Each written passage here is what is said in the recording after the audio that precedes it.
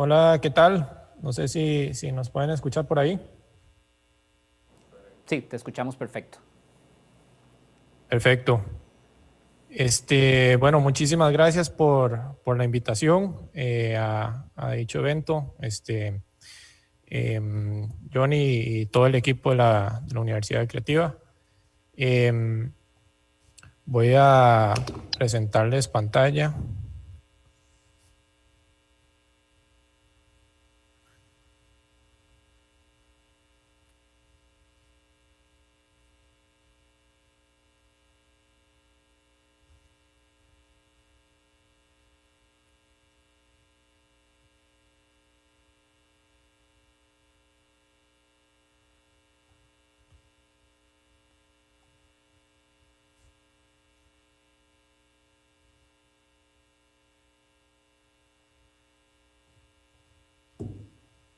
Perfecto.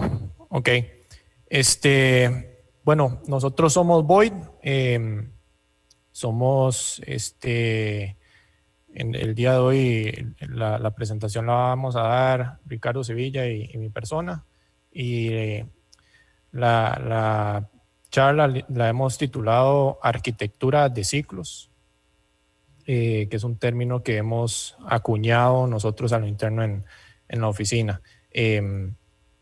Empiezo con esta imagen. Esta imagen es una, una imagen de un organismo. Es un organismo y por ende es un sistema. Eh, Nosotros estamos rodeados constantemente de sistemas, tanto sean naturales como artificiales, y estos sistemas están interconectados. El hecho de que nosotros alteremos un sistema, eh, pues hay un efecto rebote y cada uno de ellos va a sufrir las consecuencias, tanto para bien como para mal. Entonces, de esta manera es la introducción a la preocupación que nosotros tenemos el día a día con los proyectos que desarrollamos dentro del estudio. Void inició en el 2012. Voy a iniciar dándoles una breve explicación de lo que es Void, lo que somos y lo que creemos, y después vamos a ver algunos temas acerca de la sustentabilidad y después cómo aplicamos esos principios y esos pensamientos que nosotros tenemos, cómo se ven aplicados a lo largo de dos proyectos que Ricardo les va a presentar. Como les decía, Void se fundó en el 2012 con el arquitecto Felipe Rossi, Ricardo Sevilla y mi persona. Iniciamos en el 2012 de una manera informal. Primero, cada uno tenía su propio trabajo y era más a manera de un second job, donde después de horas laborales o fines de semana nos reuníamos para discutir ideas que queríamos explorar. Iniciábamos con concursos, luego esos concursos pasaron a proyectos, quizá al principio familiares o amigos, y poco a poco la gente fue creyendo en esas ideas nuestras y los clientes empezaron a llegar, y así también empezamos a buscar esos clientes. El equipo de Void al día de hoy ha ido creciendo. Hasta hoy somos ya ocho personas dentro del equipo, eh, todos con gran talento, y cada uno pues desarrolla sus ideas dentro de la filosofía de Void. Hoy también ya a partir del año pasado no solo tenemos operación en Costa Rica, sino que hemos abierto oficinas en Austin, Texas, para supervisar y ver proyectos que estamos desarrollando allá en Estados Unidos. La La estructura o tal vez el marco metodológico que tiene nuestro estudio se basa en estas tres ramas o tres ejes que convergen en el centro con el cliente. Para nosotros el cliente es nuestro mayor tesoro. Nosotros siempre decimos que no construimos proyectos, sino que construimos relaciones con nuestros clientes.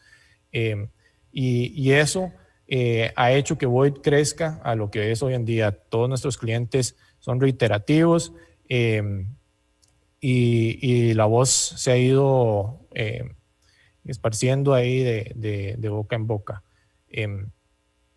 La primera rama es la que tiene que ver con la parte de la experiencia, y es esa experiencia que está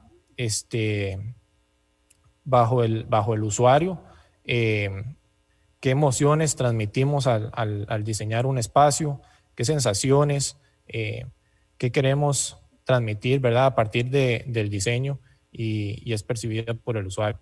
La segunda rama tiene que ver con el desempeño, y aquí hablamos de qué manera podemos cuantificar, medir y corroborar que lo que estamos proponiendo se está desarrollando como pensábamos, ¿verdad? Entonces, es una herramienta que nos permite evaluar el desempeño y la eficiencia de lo que estamos proponiendo. Y por último tenemos la rama de la ejecución. Esa rama básicamente lo que hace es amalgamar de cierta manera esas otras dos ramas y aterrizarlas y, como la palabra dice, ejecutarlas a algo tangible. Void es un estudio que desarrolla estrategias de diseño consciente, y consciente no solamente con su entorno natural, sino que con su entorno social, económico. Entonces, sea los proyectos tanto de carácter público como privado, siempre una de las premisas es que debemos impactar nuestro contexto local inmediato de la mejor manera. Todo lo que nosotros hacemos debe de generar o dejar las cosas como nos las encontramos, mejor o por lo menos igual a como nos las encontramos. Y esto viene, digamos, a amarrar aquello que les decía sobre los sistemas. Cómo los sistemas están interrelacionados y cómo cada uno de esos sistemas los vamos a ir alterando, ya sea para bien o para mal. Entonces, esta es la idea de poder estudiar bien nuestros contextos. Es algo que siempre hacemos en la oficina, dar la seriedad y la dedicación de estudiar cada uno de nuestros contextos y cada uno de nuestros clientes. Los proyectos que en Void desarrollamos no son una receta, todos son diferentes porque todos responden a un contexto socioeconómico y ambiental completamente distintos. Nosotros creemos en la multidisciplinariedad como medio para la discusión crítica y reflexiva. Ricardo siempre dice que cuanto menos estudiemos el proyecto de una visión arquitectónica, va a ser más rico el resultado. Los proyectos que desarrollamos, y dependiendo de la escala, conformamos un grupo de profesionales con ramas ligadas, digamos, a la arquitectura, que nosotros consideramos que van a ser críticos, que formen parte del proyecto.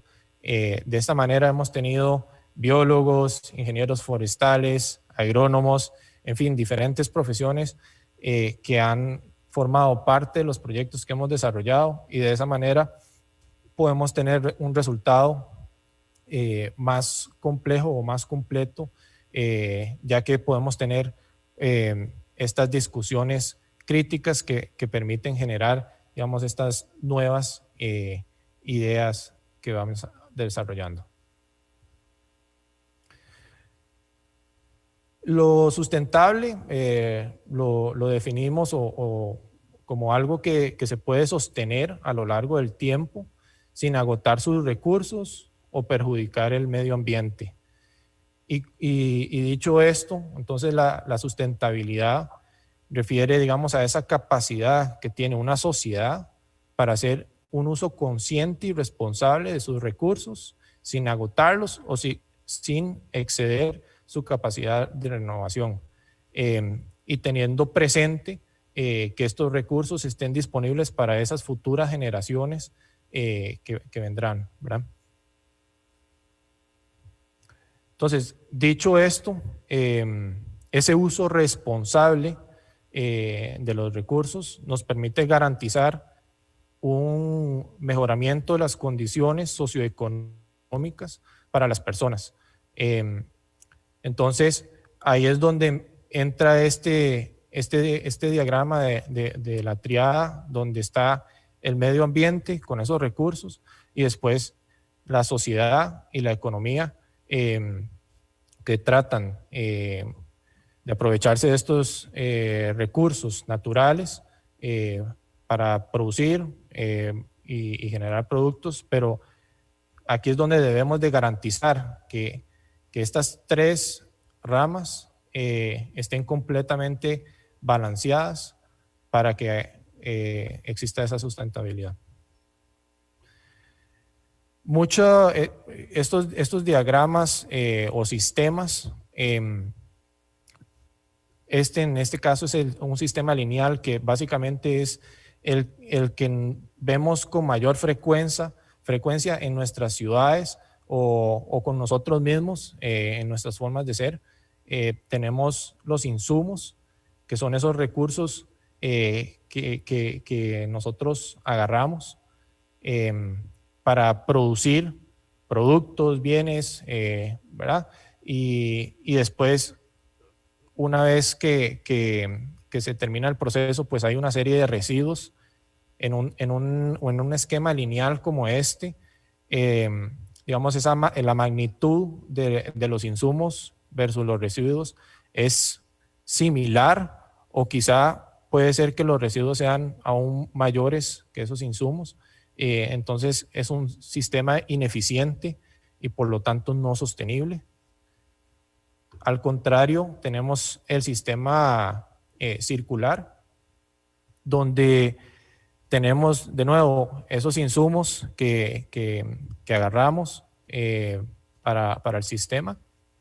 En el proceso de producción tenemos algunos de esos recursos que pueden ser reciclados y reutilizados, y después de esta manera garantizamos que el residuo sea menor. Entonces esto se vuelve un sistema más eficiente y por lo tanto más sustentable. Con esa explicación entramos al tema, digamos, de la arquitectura de los ciclos. Entonces, el ciclo básicamente lo que pretende es una serie de procesos reiterativos a lo largo del tiempo hasta llegar, digamos, a su punto de inicio y volver a empezar de cero. Entonces, cuando nosotros hablamos de una arquitectura de ciclos, nos referimos a eso.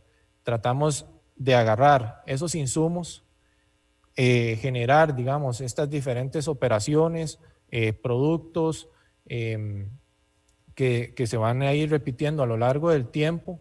Vamos a ir reutilizándolos hasta volver a su punto inicial, y de esa manera tratar de que cada uno de los sistemas que nosotros implementamos dentro de los proyectos pues haya el menor desperdicio posible y por lo tanto entonces sea una arquitectura más eficiente y sustentable.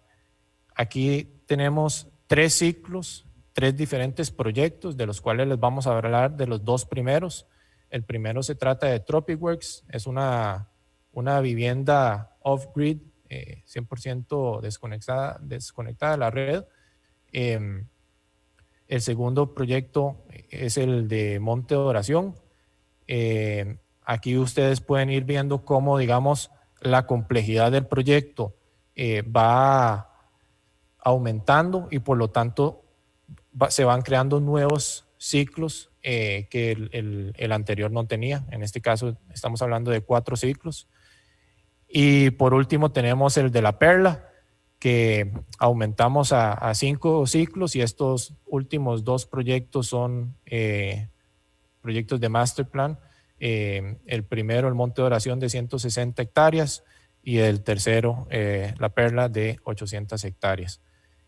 Y con esto le paso la voz, digamos, a mi socio Ricardo Sevilla, quien les va a explicar 2 de estos proyectos y cómo aplicamos el tema de los ciclos.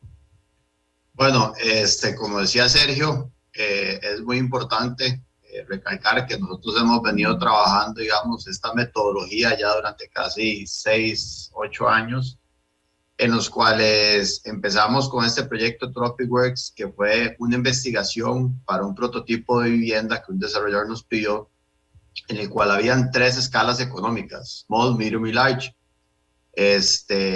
así respectivamente para cada escala económica.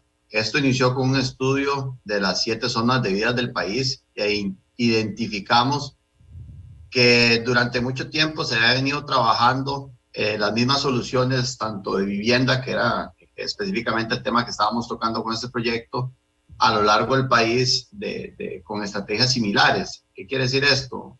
Que las mismas soluciones que estábamos dando para la Maceta Central en vivienda se replicaban en Punta Arenas, en Chacarita, en Monteverde, teniendo contextos digamos, y microclimas completamente diferentes. Entendiéndose que en el país hay 7 zonas de vidas, hicimos una respuesta o un prototipo que da estrategias y da diferentes acercamientos a cada zona de vida de este país.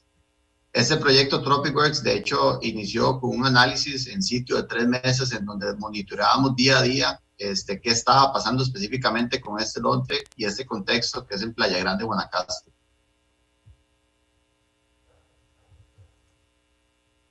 El cliente se nos acercó a nosotros y fue bastante interesante, porque nos dijo que era una residencia 80% off the grid, o por decirlo así, con energías renovables. Y nuestra respuesta fue: ¿por qué 80 y no 100? Con esto nosotros nos dimos a la tarea de empezar a trabajar este análisis o esta metodología de entender la arquitectura y entender el análisis de sitio por medio de ciclos. Entonces, en este caso era un proyecto bastante sencillo, que era una residencia en el cual, digamos, hay 3 ciclos principales, en donde está el ciclo de la energía, en donde capturamos del sol, almacenamos en 72 horas de almacenamiento energético tenemos, y liberamos al sistema.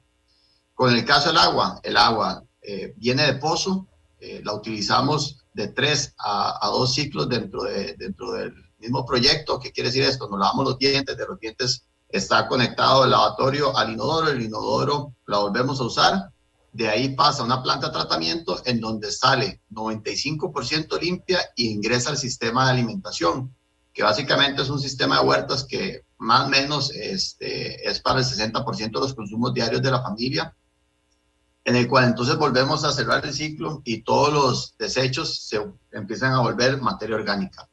Entonces, con esto nosotros empezamos a entender el proyecto de esta manera, y el proyecto fue muy retador, en el sentido de que sabíamos que teníamos que implementar un montón de tecnología al proyecto.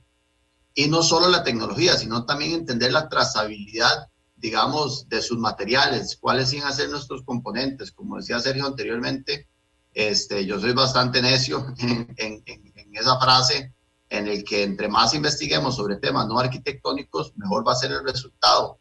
¿Qué utilizábamos aquí? Maderas de plantación, estructuras de hierro reciclado.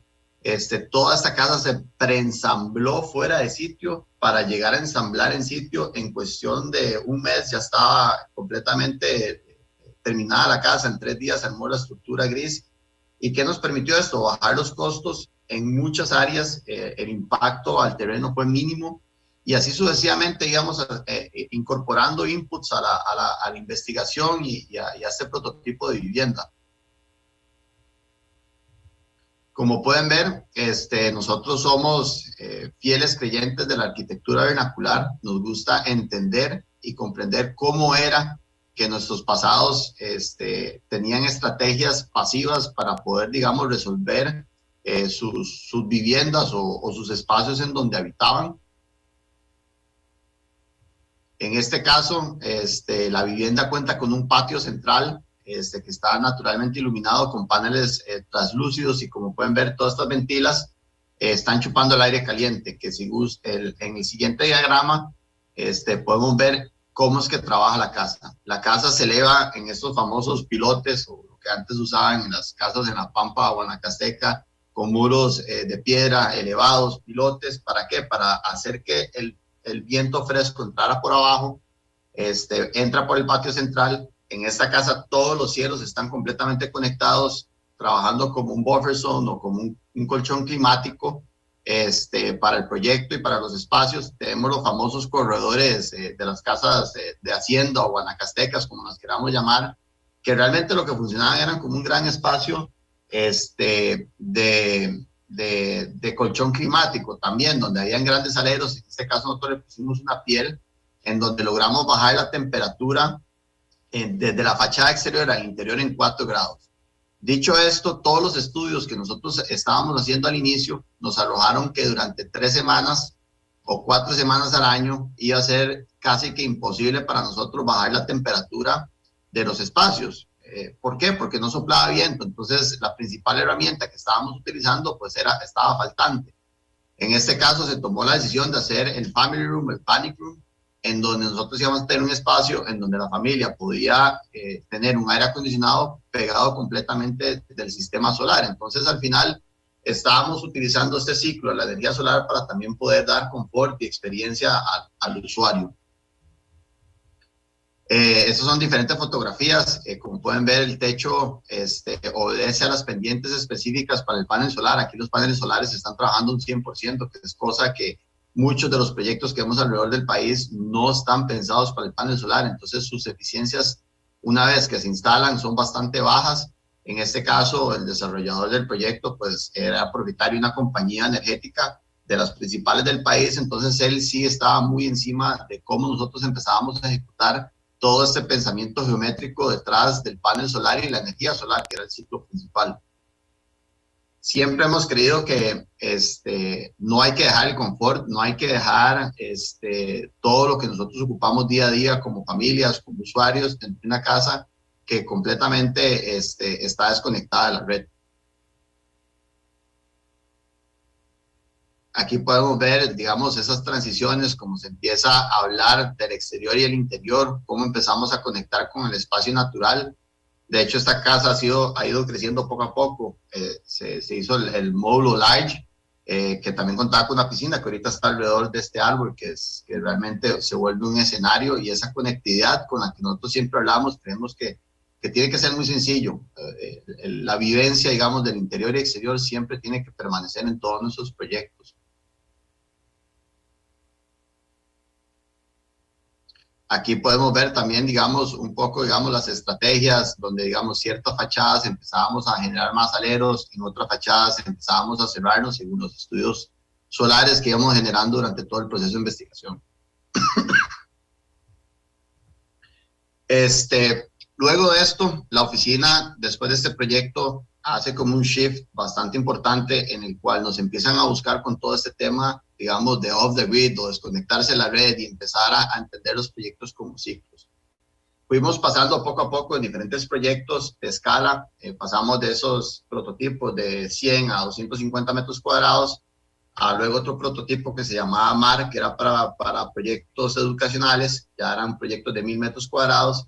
Y llega este cliente, que es un canal internacional de televisión, y nos pide exactamente lo mismo. Ellos dicen: quiero que repliquen lo que están trabajando en la casa, en el prototipo Tropics, y lo ejecutemos en este master plan de 160 hectáreas que van a ser los headquarters de ellos. Ellos tienen más de 40 sedes a nivel mundial, y pues creyeron en nosotros y fue un reto muy grande en el que nosotros íbamos y veníamos a las oficinas de ellos en Dallas, hacíamos todas las primeras reuniones de visioning con el cliente y poco a poco fuimos entendiendo a este equipo y teníamos que conformar para poder atacar un proyecto a esta escala que no es sencillo.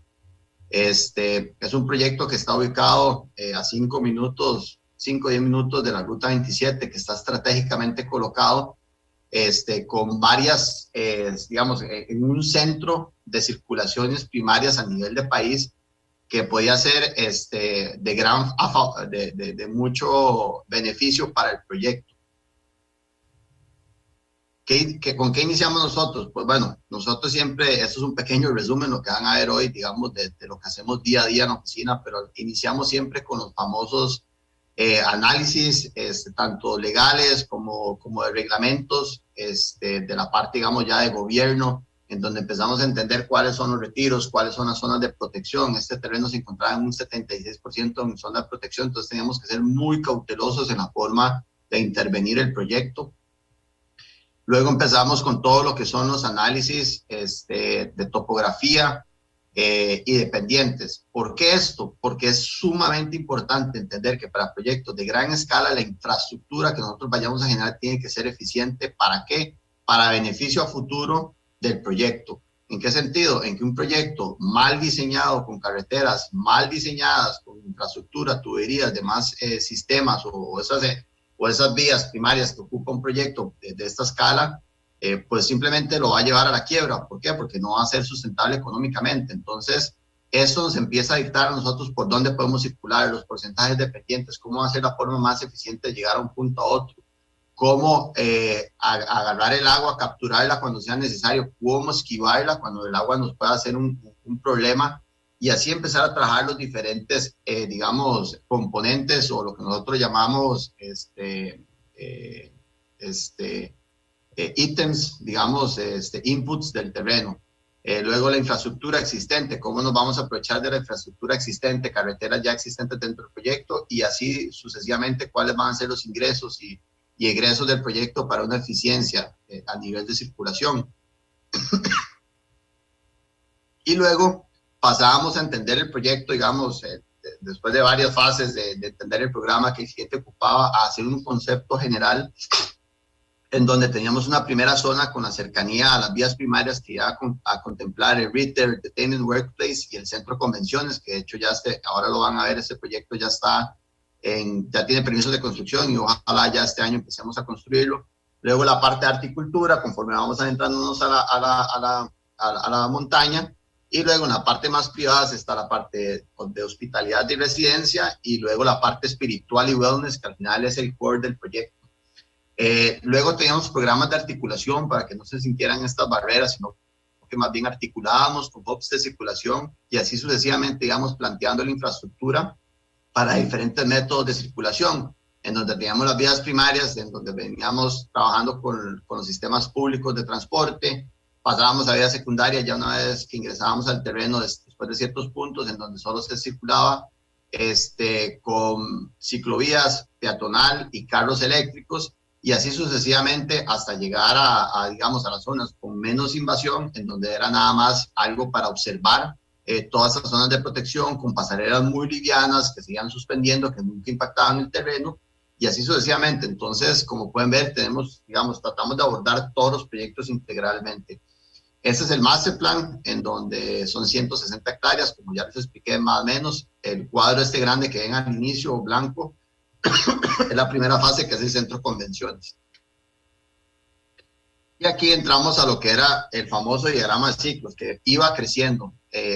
Voy rápidamente en esto porque realmente, o sea, cada núcleo, cada ítem que ustedes ven, crecen en otro ciclo. Por ejemplo, aquí teníamos la zona, la finca era una finca ganadera, entonces teníamos toda la producción, digamos, de ganadería, que íbamos a hacer con los desechos de la ganadería producían el gas de las cocinas.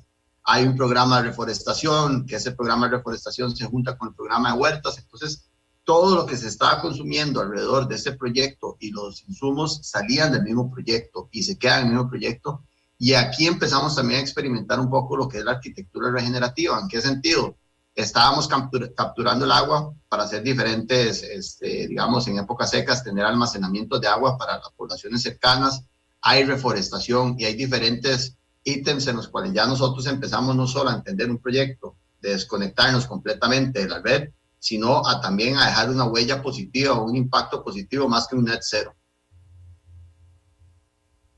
Esta es la primera fase, como les comentaba, es un strip en el donde también tenemos proyectos sociales para, digamos, chiquitos huérfanos que se les está dando casas o un espacio para que ellos puedan estar. Están, digamos, las casas, las residencias para la gente de la tercera edad, diferentes huertas, programas comerciales, y el centro de convenciones, que es el que dice el número 12, que es el más grande, que lo pueden ver aquí a la derecha, luego el Museo del Canal y las diferentes residencias.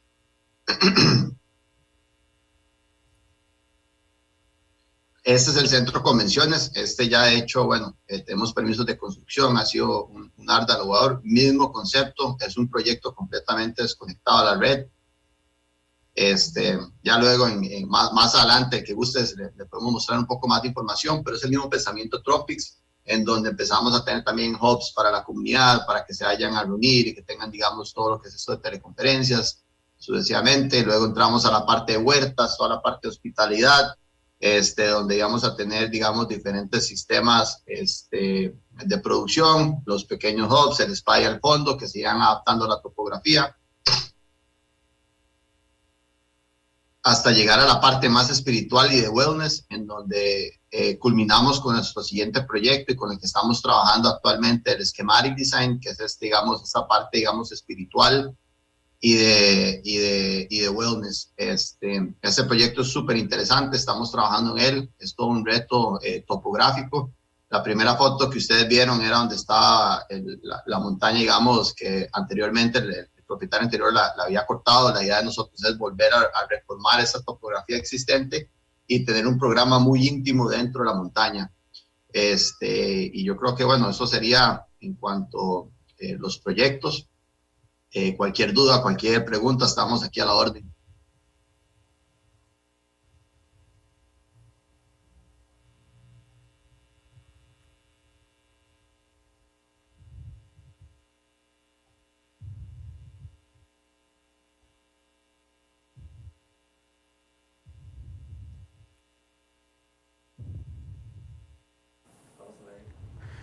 Sergio, Ricardo, muchísimas gracias por su exposición, ha sido enriquecedora.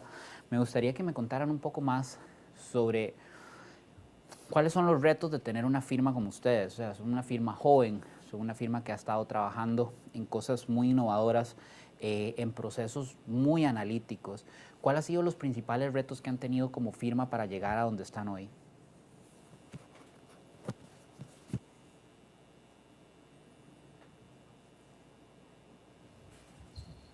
¿Me escuchan? Sí. Perdón, estaba en mute. Dele serio, si quiere contestar ustedes, pues yo incorporo.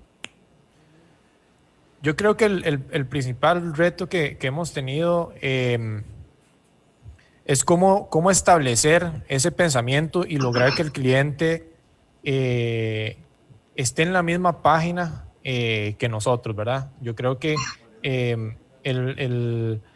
esa preocupación nuestra por desarrollar una arquitectura sustentable y dejar siempre este impacto positivo en nuestros entornos naturales y comunidades, venderle eso a un cliente o a un desarrollador por lo general es muy complicado.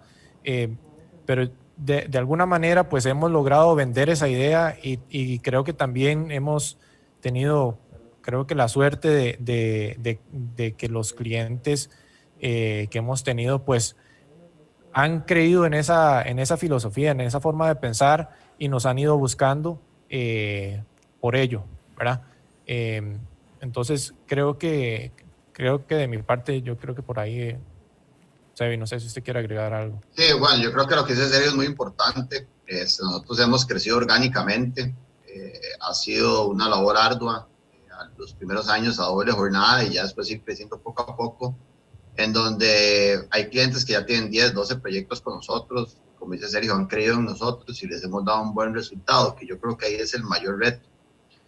Parte yo creo que también de la experiencia de ya proyectos como hoy es que somos un equipo, no somos una oficina que no lleva ningún nombre, ningún apellido, sino que somos un estudio de arquitectura en donde es bastante horizontal la estructura de trabajo, poder, digamos, implementar esos procesos en los cuales cualquier persona dentro de la oficina tiene el mismo peso, opinión. Ha sido un reto grande, pero también ha sido lo que nos ha diferenciado. Yo siempre vacilo con un dicho a los arquitectos cada vez que entran a la oficina, que el día que un proyecto salga uno igual que el otro, como una receta, como decía Sergio, le pongo un candado a la oficina y nos vamos. ¿Por qué? Porque el entender un contexto y que el usuario es diferente en todos los casos, y asimismo el contexto, el proyecto nunca debería tener una misma receta. Sí debe tener una metodología, que sí somos muy rigurosos con eso, pero por eso es que ustedes pueden navegar un poco por la página web de Void y siempre van a ver que los proyectos tienen un resultado diferente por los inputs que tenemos dentro de cada proyecto. Buenísimo. De hecho, una pregunta curiosa. ¿De dónde se inspiraron para el nombre Void? Nos dicen.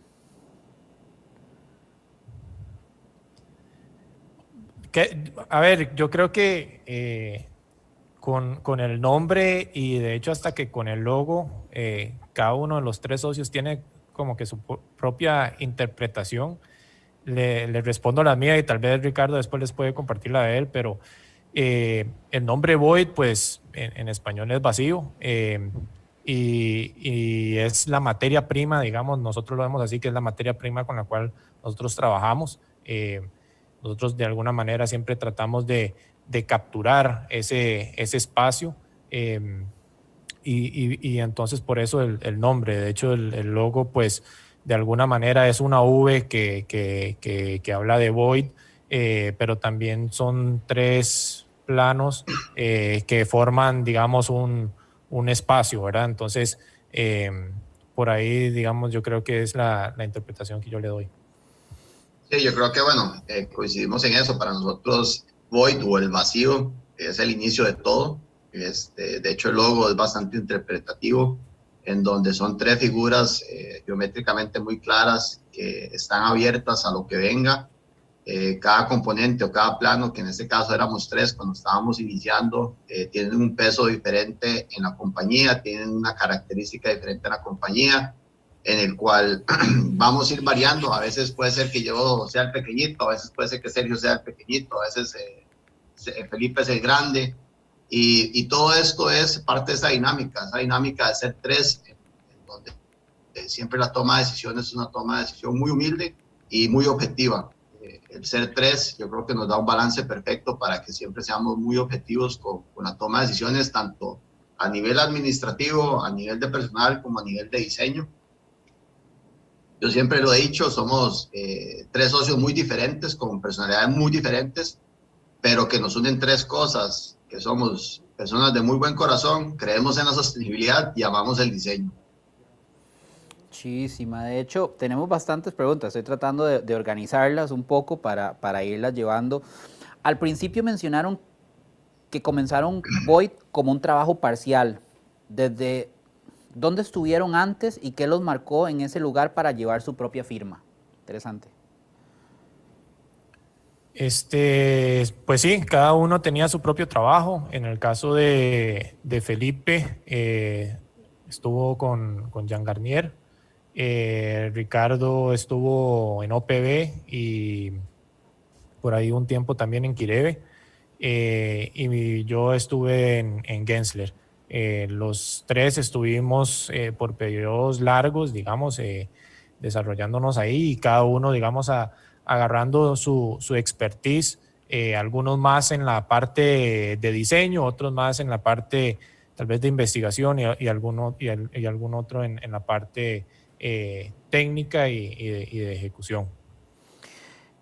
Nos preguntan, que acá reflexionando lo que en tu respuesta, me hace mucha gracia ver cómo muchos de los que están hoy hablando, y ayer y mañana, han pasado por firmas que también están hablando, como por ejemplo OPB. Franco estuvo en OPB, vos estuviste en OPB. O sea, a veces tener una buena escuela durante un tiempo te da como ese paso, ¿verdad? A saltar a soñar y tener un estudio exitoso como el que ustedes están teniendo. Nos hace una pregunta desde Colombia, Andrea Ciro, y nos dice que ¿cuáles son los profesionales que requiere un equipo de trabajo que no son arquitectos, pero sí indispensables para que una firma que define la bioclimática y la sostenibilidad? Bueno, yo creo que eso es bastante integral, o sea, tiene que ser, todo depende de cada contexto. Nosotros hemos trabajado desde con biólogos marinos, ingenieros forestales, temas, digamos, abogados ambientales, inclusive en fundaciones, organizaciones, que yo creo que al final de cuentas cualquier disciplina va siempre a favorecer el proyecto. Y más si es desde una perspectiva, digamos, de la sostenibilidad. Yo creo que al final lo que ocupamos son profesionales que tengan una misma filosofía y que crean en lo mismo. Cualquier profesional va a poder aportar positivamente en un proyecto siempre y cuando estemos alineados todos. Aquí me entra una curiosidad. Dentro de lo que ustedes enseñaban un trabajo muy colaborativo entre ustedes. ¿Cómo trasciende ese trabajo? Son 3 socios, ¿verdad? O sea, son 3 pilares de Void.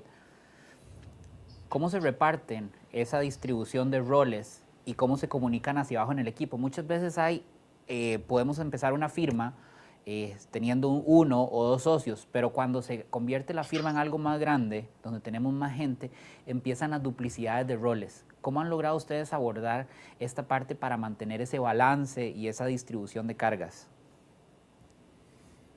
Yo creo que como decía Sebi en algún momento de la presentación, somos 3 personas completamente diferentes, con personalidades diferentes y con pasiones quizás diferentes, pero como decía, nos une el diseño, ¿verdad? Entonces, algunos se han enfocado más, digamos, como a la parte de llevar el día a día de los proyectos en la parte de diseño.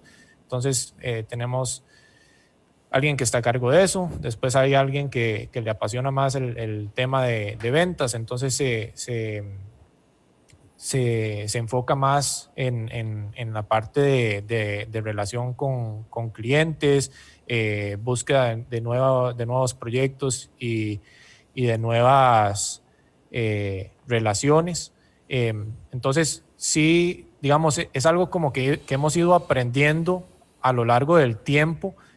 Pues como tal vez Johnny, como usted dice al principio, tal vez todos hacíamos de todo, pero conforme han pasado los años, cada uno ha podido encontrar ese nicho, digamos, donde mejor se desempeña y donde más pasión tiene.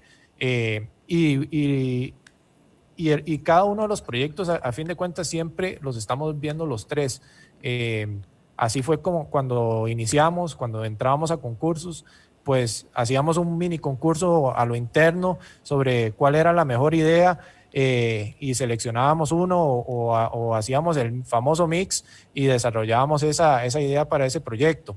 Y esa misma mentalidad es lo que hemos venido desarrollando hoy en día y con cada uno de los arquitectos que conforman Void, pues también digamos, lo seguimos manteniendo. Ellos son, digamos, parte fundamental de lo que somos hoy en día. Cada uno de ellos tiene voz y voto dentro de cada uno de los proyectos. Ellos tienen la libertad de diseñar y proponer ideas así igual a como nosotros, de esa manera así muy horizontal como Sebi lo decía en su momento.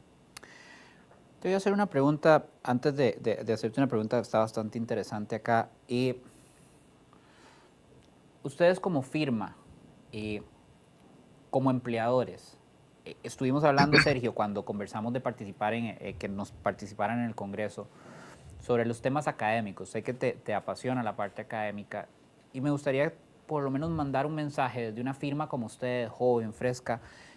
¿Qué tiene que tener un profesional, un arquitecto, un dibujante o en general, qué tiene que tener alguien para poder trabajar en una firma como Void?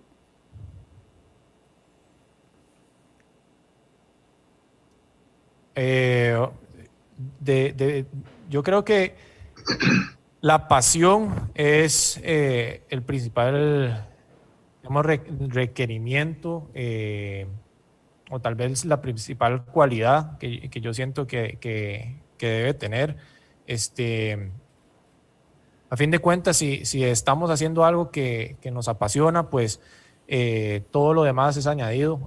Vamos a meterle ganas, vamos a estar siempre interesados, vamos a estar investigando, vamos a estar proponiendo y desarrollando las mejores ideas, pero siempre cuando sea algo, digamos, que verdaderamente nos apasione y que no lo veamos como un trabajo, ¿verdad?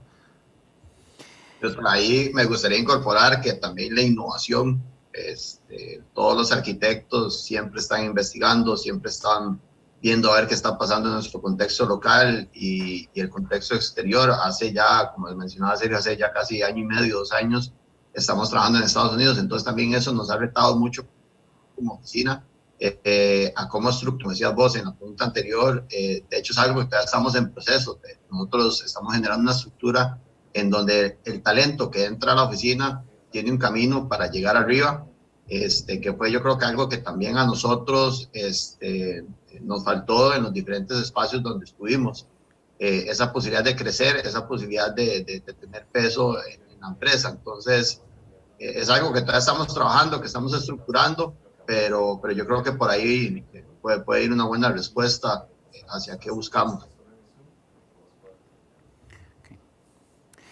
Como última pregunta, y de verdad, de nuevo, agradeciéndoles muchísimo esta parte inspiradora, o sea, no estamos limitados a trabajar en un solo país, creo que eso ya está más que probado. Tal vez hace 10 o 15 años podíamos estar pensando que era difícil trabajar fuera de nuestras fronteras para cualquiera, no solo para Costa Rica, Panamá, Perú, México, etc. Hoy por hoy ustedes nos demuestran que se puede trabajar tanto dentro como fuera.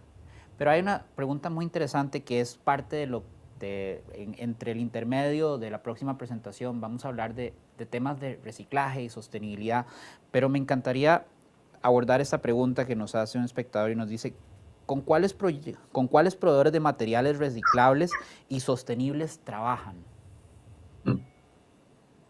Hay un montón. Danos ideas, danos ideas. Bueno, el principal proveedor de energía para nosotros es Green Energy, con Fernando Ortuño, que de hecho él vive en Tropic Works. Es nuestro principal proveedor, digamos, de toda la parte energética. También tenemos otra empresa con la que trabajamos de la mano, que es Ahorro Energético LED, que ellos hacen todos los estudios, digamos, de iluminación y ahorro energético.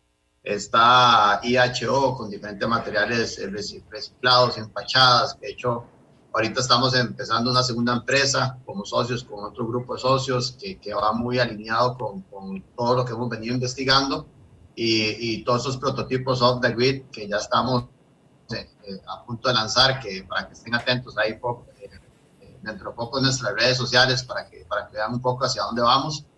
Y sí, yo creo que hay desde las fincas de plantación de teca hasta el productor local de mobiliario.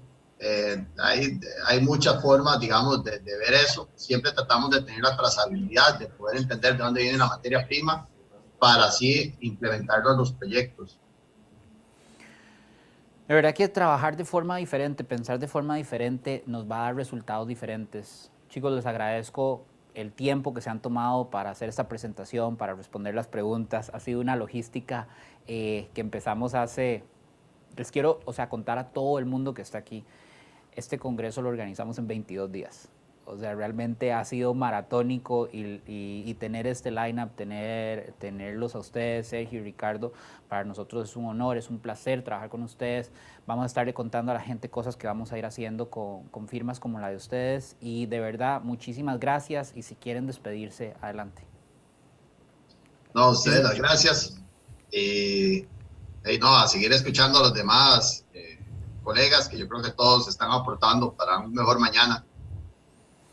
Buenísimo, Johnny. Muchísimas gracias por esta oportunidad y les deseamos lo mejor en lo que sigue del Congreso y a los expositores que vienen, que también colegas con bastante experiencia.